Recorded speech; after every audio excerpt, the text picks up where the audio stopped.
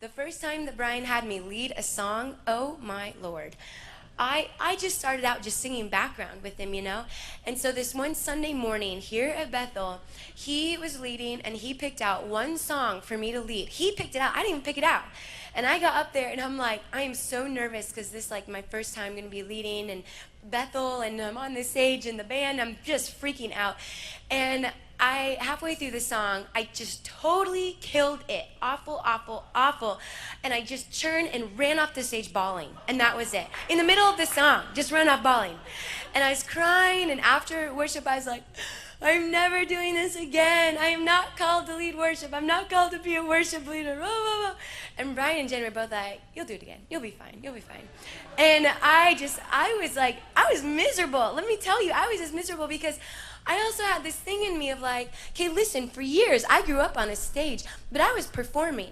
Performing and leading worship, two totally different things. And don't mix them up, okay? If you're getting them mixed up, you probably should come down for just a little while, get it sorted out, and then be back up there. In the pursuit of following him, it's like he just brought my destiny to me. I didn't even necessarily have to chase my destiny. It just came. Am I making sense? It's like I'm looking, I have my eyes fixed on him, and I'm looking at him, and I'm walking towards him, and it's like as I'm not looking down or looking over here, he's just putting my steps right in front of me and aligning every step. And that is how it's been for me along the entire way. The very first thing, and this is going to be the first thing I'm going to tell you guys, is I learned never to promote myself. I have never once had to call a church and say, can I come lead worship at your church? I've never had to ask to, do this or do that. I've never promoted myself in any way. And I've always allowed the Lord to just make the path for me and put me where I'm supposed to be at the right time. Because it's so much better when it's in his timing, right? And that doesn't mean that God won't say, I want you to go audition for this team, or I want you to go do this, or it doesn't mean that there won't be a process that he may put you through. That's not what that means. That's not what I'm saying. But what I am saying is that it's about trust. It's about trusting that God is who he says he is, and that he will bring about the destiny that he's called you to, and not trying to force something to happen before it's time. Do you get what I'm saying? And so the core value for me, my personal value became, I don't promote myself. I just allow the Lord to open the doors and set me where I'm supposed to be, when I'm supposed to be there. Always choose honor first. Have you guys talked about honor in here? It's like super big around here. You guys felt that? Know that? Honor.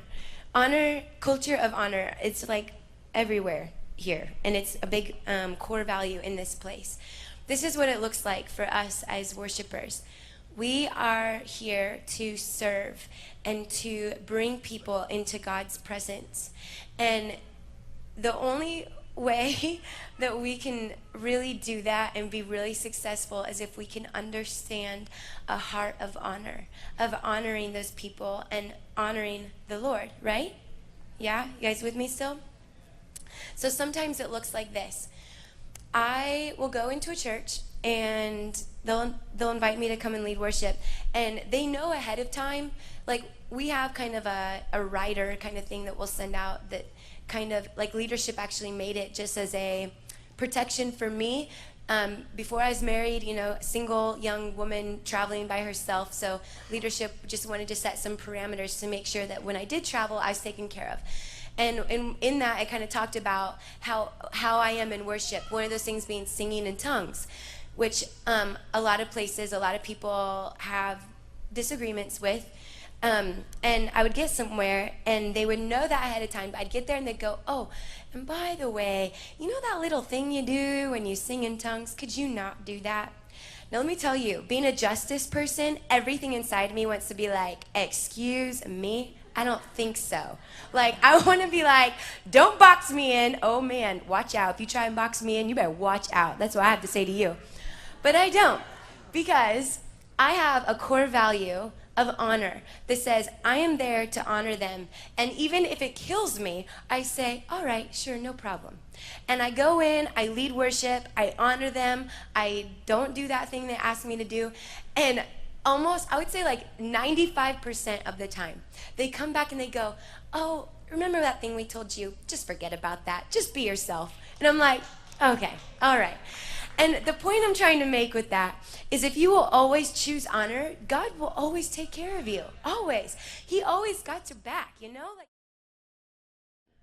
you know the expression, you know, we're talking about being faithful with what we've been given. I think about that in terms of favor.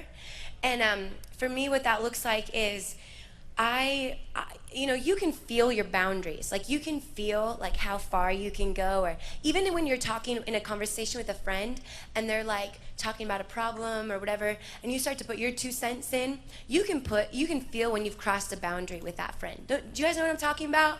Like, maybe you spoke a little too frankly, and you maybe don't have that degree of intimacy with them yet, or whatever, right? So for me, being faithful with what you're given is understanding how much favor you have and being faithful with that. Like, I hear so often people they're upset that they're like, I want more favor. I'm not getting to do the things I want to do. I need more favor to do this, to do that. And I'm wondering, well, have you recognized what favor you do have, and what are you doing with it? Like, when I was working, you know, worship pastor and raising people up and stuff like that, we'd get people come in and we'd put people to be worship leaders in home groups, and they would throw such fits about it. And let me tell you, first of all, don't despise small beginnings, because it is way, way, way harder to lead worship in a small home group than up here. I mean, I'm telling you, you want to grow, get in a place like that. I mean, first of all, it's awkward because you're like the only one singing, you know? And it's hard to get, because everyone's like, we're in a small group, I don't want to sing loud. It's like this whole awkward thing. And if you make any mistakes, like, it's so heard more than anything, you know? Up here, the band might cover it or something, you know? But man, home groups are tough. And I would get so frustrated when they didn't want to take this thing with this measure of favor that we gave to them, and they weren't happy with it, and they wanted something else, something bigger. And I'm going, but you have not been faithful with what we did give you. It's like giving you a bunch of ingredients and saying, show me what you can cook with these ingredients. How creative can you get with what you have? Like, that is exactly like this whole idea of choosing honor and understanding where your favor is at and being faithful to that. Like, when I got hired on here, I understood, like, these were my parameters, and I ran as far as I could to the edge of that. I did everything I could within those parameters. I was faithful to that. And then when I got to my edge and I'd exhausted all of my options, I stood there like this, just waiting. And at the right time, the Lord would open the door and expand the favor, expand the authority.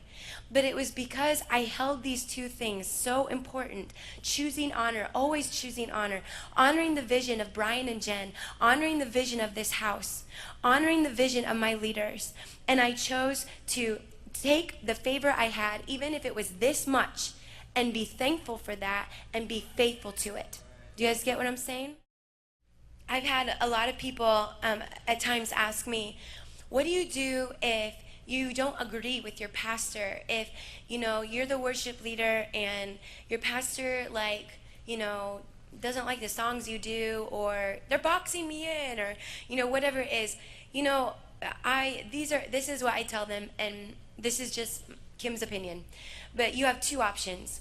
One is you can leave. Nobody's forcing you to stay there, and if you don't like it, leave. Like, if you got a problem and you're not getting your way and you can't stand it, you have that option.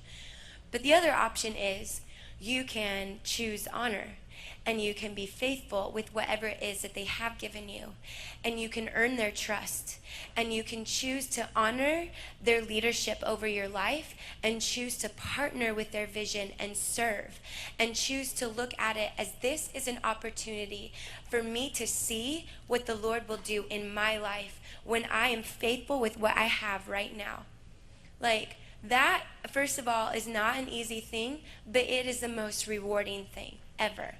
It is an amazing thing when you can go, this is really hard for me, but I'm going to be faithful and serve right now, and I'm going to honor the man that is the leadership over me, the woman that is leadership over me, and I'm going to choose to honor their vision and honor what they're asking me.